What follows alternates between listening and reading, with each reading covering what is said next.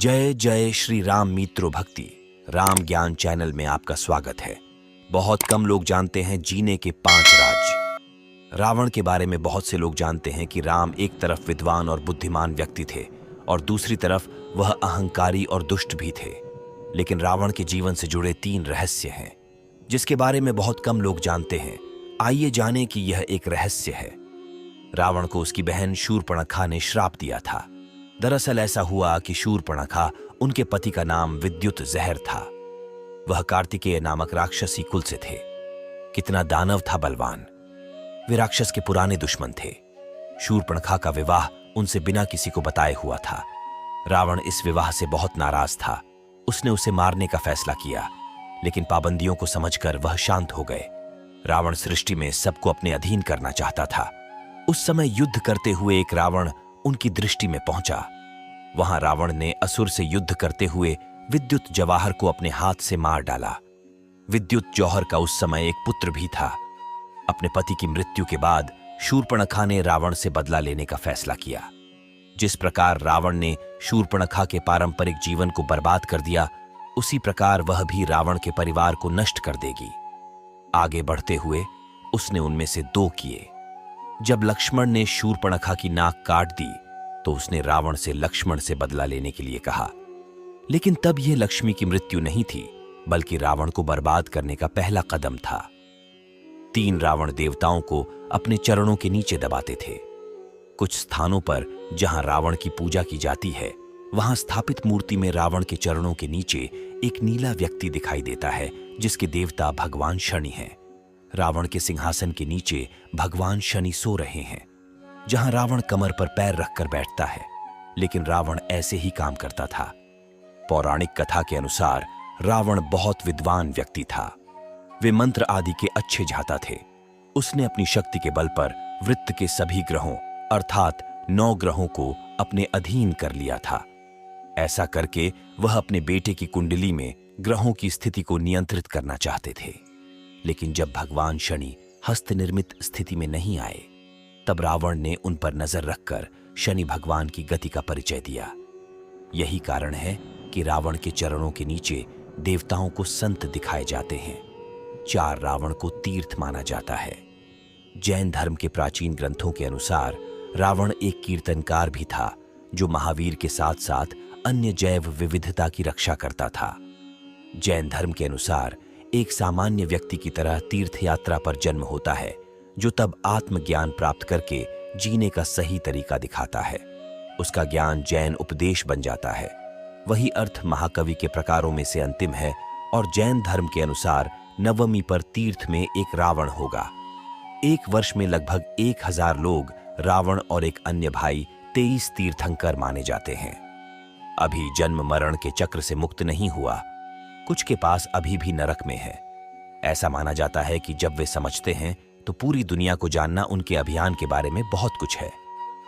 वह एक महान विद्वान होने के साथ साथ संगीत प्रेमी भी थे। बहुत अच्छा विचार लगा। तो ऐसे कई स्थान हैं जहां रावण को मूर्तियों और उंगलियों में चित्र खेलते हुए दिखाया गया है। रावण भले ही महापंडित और ज्ञानी था, लेकिन अपने अहंकार पर उनका कोई नियंत्रण न होने के कारण वे महापुरुष बनने के बजाय महड़ई का विषय बन गए।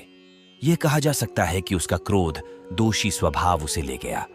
इसके महान होने के लिए ज्ञानी होने के साथ साथ चरित्रवान होना भी अवश्य आवश्यक है। राम की मृत्यु से पहले उनकी उम्र कितनी थी? कितने साल उसने पृथ्वी पर शासन किया? लंकापति रावण ने पृथ्वी पर कितने वर्षों तक शासन किया? रामायण में कहा गया है कि रावण अपनी मृत्यु से पहले कितने वर्ष जीवित रहा था। अर्थात रावण ने रामायण की शुरुआत से कई वर्ष पहले भगवान राम के जन्म से पहले पृथ्वी पर शासन किया था। स्वर्ग और नरक के साथ साथ उसने पृथ्वी पर भी कब्जा कर लिया। लेकिन सवाल यह है कि रावण की मृत्यु के समय उसकी उम्र क्या थी? वास्तव में किसी भी ग्रंथ में रावण का वर्णन नहीं है, लेकिन यदि आप इसके बारे में अलग अलग पुराणों में सुनेंगे तो आप इसके बारे में विस्तृत जानकारी प्राप्त कर सकेंगे। रामायण संहिता हो या शिव पुराण, आपको रावण की आयु का उल्लेख मिलेगा। लेकिन उसके लिए हमें पौराणिक काल की घटनाओं को समझना होगा। इसके लिए थोड़ी पौराणिक कथाओं की भी आवश्यकता है। तो रावण के भय को समझने के लिए हमें धीरे धीरे जानकारी को समझना होगा। त्रेता युग बहुत दिव्य वर्ष था। 360 दिव्य वर्ष माना जाता है। यह वर्ष के बराबर है। इस गणना के अनुसार त्रेता युग का संपूर्ण काल 360 अर्थात 12 लाख ज्ञानी और हमारे समय के अनुसार 90,000 वर्ष बहुत पुराना था।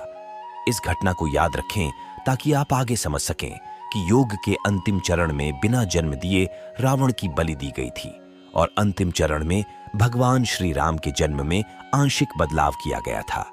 तो त्रेता युग में 3 चरण होते हैं।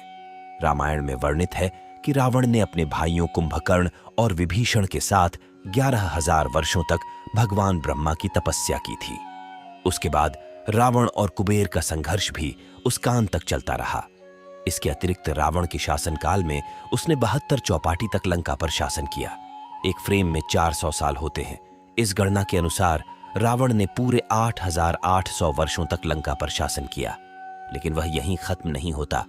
यह कहा जा सकता है कि रावण के राज्य और तपस्या में तप दिखाते हैं तो 11,000 और 28,000 आश्चर्य का मतलब कुल 40,000 होता है।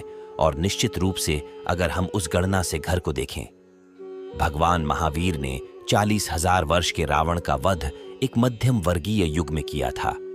तो किसने पूछा रावण की उम्र कितनी थी? जब उन्हें भगवान श्री राम ने मार डाला तो कहें कि रावण ने पूछताछ तक शासन किया और इसके बिना स्वर्ग सीखा। उसके साथ ही कई राजा मारे गए। यदि आप ब्रह्मा जी की तपस्या भी करते हैं तो जीवन और कुछ मानव वर्ष की बात करें तो 40,000 मन कह सकते हैं। रावण जो पूरे गोत्र का था। आशा करता हूं कि आपको यह कहानी वाकई पसंद आई होगी। यदि आपको वीडियो पसंद है तो वीडियो को लाइक और सब्सक्राइब करना सुनिश्चित करें और कंप्यूटर पर उसका नाम लिखें।